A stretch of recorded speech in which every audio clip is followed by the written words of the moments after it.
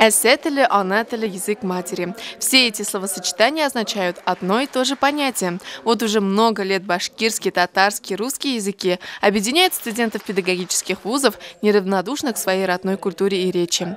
Конкурс у нас уже 5-й год проходит, с 2009 года.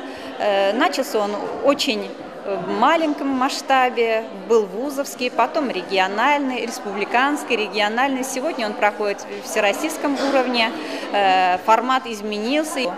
Конкурс, конечно же, направлен на повышение статуса учителя, на повышение имиджа учителя и, конечно же, на выявление творческих, ярких, креативных студентов. Их у нас очень много, нужно их просто увидеть, найти. Вот данный конкурс очень хорошо помогает в этом. Региональный студенческий конкурс «Ана тілі» – это состязание в профессиональном мастерстве татароязычных студентов.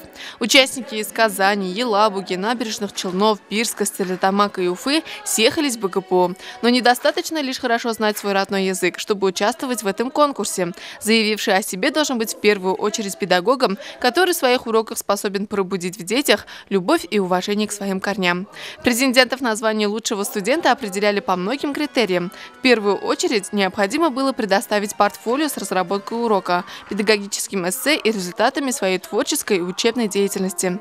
Следующий этап заключал в себе визитку, в которой студент рассказал о своем учебном заведении. Кроме этого, оценивался творческий потенциал конкурсантов. Танцы, песни, поэзия татарского народа. Выразить себя можно было в любом жанре.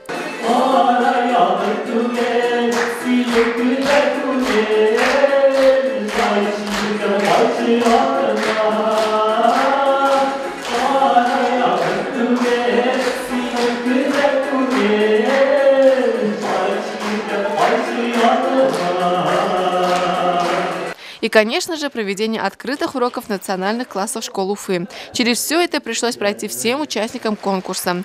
Победителем стала студентка Института филологического образования и межкультурных коммуникаций Валиева Айгуль. Она получила в подарок планшетный компьютер, который без сомнения поможет ей воплотить методические планы в жизнь.